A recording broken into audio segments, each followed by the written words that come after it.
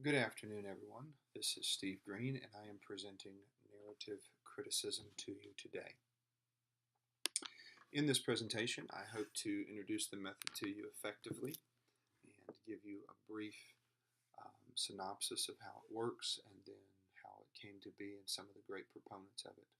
We are going to apply that method to Matthew 16, where Jesus asks his disciples, "Who do men say that I am?" We are going to evaluate the effectiveness of the method, give you some pros and cons. And then we will do a conclusion with two reflections, and then I'll show my bibliography, of course. Here we go.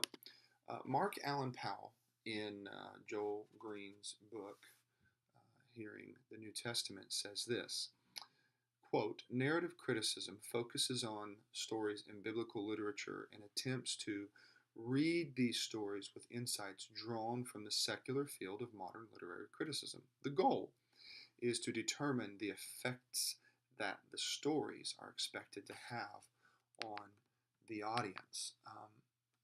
And that's important. Those are some key facets to it. When you look at narrative criticism, it mostly looks, well, predominantly looks at the New Testament books of Matthew, Mark, Luke, Acts, and John. So when we apply this, we're looking at those writings that are more story-like instead of just epistles, which there are some applications that can be done in the epistles, but not as many. It is based upon the secular side of literary criticism or narrative criticism, where you bring in all kinds of tools from that. It's a technique that has also has interwoven itself with some rhetorical criticisms, the reader response critique, and structuralism. And in my opinion, it even borrows from the historical grammatical critique as well. And so Thatcher, in one of my sources, says this, quote, "When art and history, fiction and truth are again reconciled, we will again be able to read the gospel as the author's original audience read it," unquote. For the longest time, this was not considered a tool as valuable to biblical scholars because they used all these other critiques and really tore the scripture apart and demythologized it. They took the stories out, trying to remove very rationally some of the important meanings. So when this was introduced, it was kind of a breakthrough moment in the late 70s, early 80s, and there were many scholars that began, not many, there were a number of scholars, I should say, that came through and began to use this. I know that Dunn has done this. Then, of course, Robert Alter is probably the biggest proponent that we'll know of here. Mark Allen Powell has written a lot about this, who De Silva and Green use in their material. Green even actually has some writings of his own that he has used in this. So in the late 70s, early 80s, this comes about, and it's a new form, but it brings some great things with it. And I can't, wouldn't do justice not to stop and say that our own Dr. Paris is a huge proponent of narrative criticism. So going forward, here's some basics that narrative criticism tries to cover. Who is the author? And when we say who is the author, we're not talking about the actual author. We're talking about the implied author. Very, very easily, are we talking, do we care that Luke actually wrote the Gospel of Luke as much as is implied that Luke wrote it? Because that's what the readers would have understood. This was the implication of it. And that's what we're looking for. That's an idea. And then who wrote the Gospel of John? Well, is it that on the other side of criticism, they want to find out exactly who did it, where the narrative side is saying, well, this is who it implies, most likely. Who are the readers? Who is this addressed to? So Luke Acts is probably one of the easiest ones to say this about because it says to Theophilus. Well, that's the intended reader. So who's the implied or intended author? Who's the implied or intended reader? And then how would they have read it? How would they have received it? How would they have caught the little twists that are in it that maybe today we don't? So that's an amazing thing there. I believe it is Powell that says it like this. He calls it, quote, a normative process of reading, unquote. And so what it does too is it removes that rational way of thinking that took all the mythology out and allows the mythology to stay. So that you can grab from the story the overall meaning and truth of what the implied writer, was trying to address to the implied reader. Um, so uh, Powell also gives some great things as tools in the analysis, things that allow us to go forward, and one of them, the order of the events. In narrative, it's not an exact historical construct. It can have flashbacks. It can have moments where somebody is just out of sequence, so to speak. Duration and frequency of events. How long does an author pause on something, and how quickly do they skip over? How long is the story there? Causal links. How does this work together? Conflict. It's a great one. How does the narrator use conflict? How does it drive in the story? Characters and characterizations. There's not a lot of character development. Today's authors spend hours and hours upon hours trying to develop these characters, and they'll use sentences and paragraphs and pages and whole chapters, like John Steinbeck does massive character development. Yet here we are left to the imagination. We have no idea what Peter looks like, or Paul. We assume that Paul is short, and we have historical accounts, but biblically there's not a lot that's given to us. There's empathy. There's a point of view. Alter and Paris have both stressed this, that the point of view can change. The narrator has this omniscience, as what Paris calls it, and in that he jumps, and even the narrator can then stop from all points of view and address the reader directly.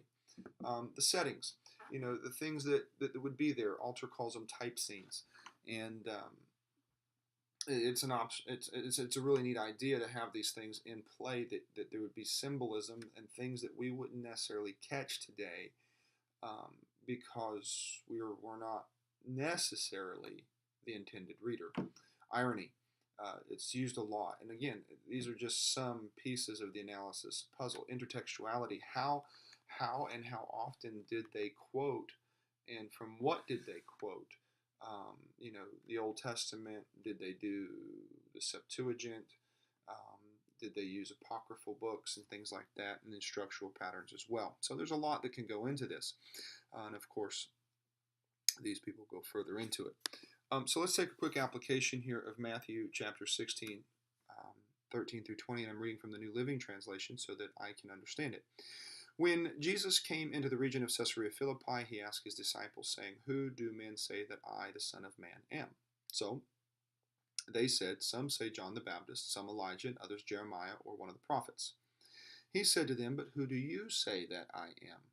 And Simon Peter answered and said, "You are the Christ, the Son of the living God." So real quick, just on this screen here, throw a couple things at you. Caesarea Philippi as a setting, and it's a narrative setting that the narrator is implying that Jesus specifically at this point in his ministry asks this question, and he addresses it in the backdrop of Caesarea Philippi, a city built by Herod, a city that was to appease Caesar and to be prominent and wealthy. It's a city that is on the coastal areas.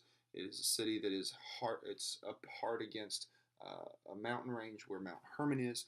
Mount Hermon in that range is mountains that are mentioned throughout Scripture. They're sacred. Hermon denotes from the Hebrew root sacred in and of itself.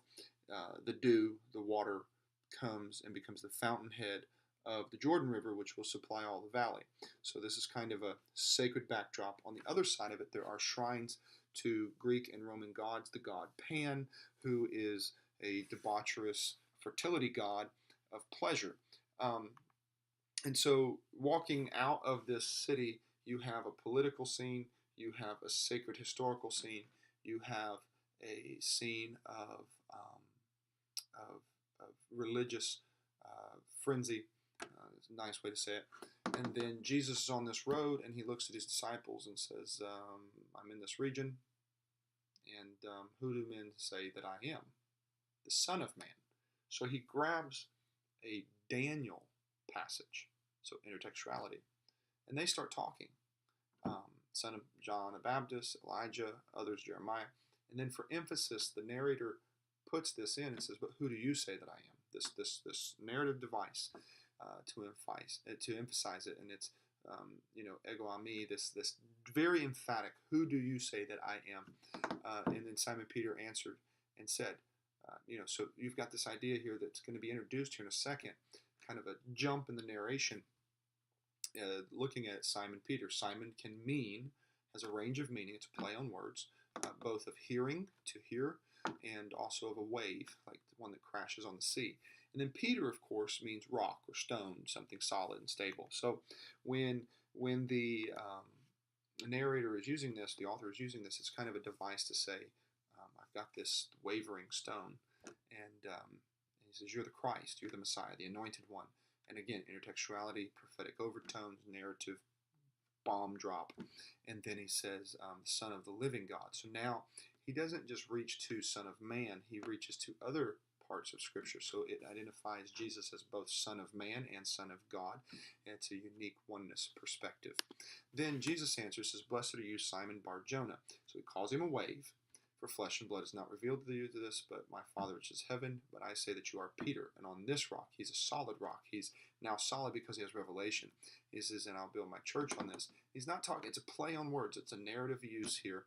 It's kind of some twisting to the audience, so they would catch it, though, and say that, I'll build my church here. Gates of hell will not prevail against it. I'll give it the keys of the kingdom. Again, intertextuality back to the nail in the sure place that you could hold everything onto, and keys that open up, no man can shut. And then finally, he commands his disciples that they should tell no one that he is Jesus the Christ, so which is an ironic twist. Hope I have covered that well. Very quickly, pros and cons. The pros of narrative criticism is it removes a lot of critique against the story and allows for fluid reading. In other words, where people said before you can't pull doctrine or you can't see this, they allow story to tell the story and you can pull the truths from it. It also removes redactional ideas and brings unity to Scripture. So it takes away the idea of a bunch of editors because you can see the flow through Scripture, uses of words, how words are used. And that's more than just textual criticism. It's how does the story work together? It's a very intricately deal. And not only that, Hayes says that it can even link other books together. This narrative idea. Cons, it can take away from the historical by focusing on the story too much. Alter goes to the point of saying that it's narrative fiction. We don't always know who the reader was intended to be, and that's an issue because we don't know how to interpret it from that point. And so the other problem, one of the other cons is that we don't know the ancient forms of narrative critique. So what we're using is modern things on ancient texts, and that can always be a bit sketchy. So we've got to be careful there that we're not reading back into the text or reading back into the writing. Finally, my conclusion, I think this is a great tool to have in your tool belt when you're reading and you're studying and teaching. One reflection that I would say is it really allows for Oneness Apostolics to use the power of story and pull truth from it and doctrine from it, whereas for so long many people would not allow that to happen. Now we can. Secondly, my first takeaway on narrative criticism when I was introduced to it by Dr. Paris was I didn't like it because I thought it took too much away from the divinity or the divine inspiration and placed a lot into human hands. But on second look, I don't. I see that it is a powerful tool to allow us to see how God used individuals to write the Scripture from their perspective and point of view in their language, in their way, their style, and express themselves in their faith. So there you go. That's narrative criticism. Here is my bibliography, all of the Alter, De Silva, Hayes, Hensel, O'Day, Powell, and Von Waddle. Thank you so much for your time. God bless you, and I hope I've covered this sufficiently.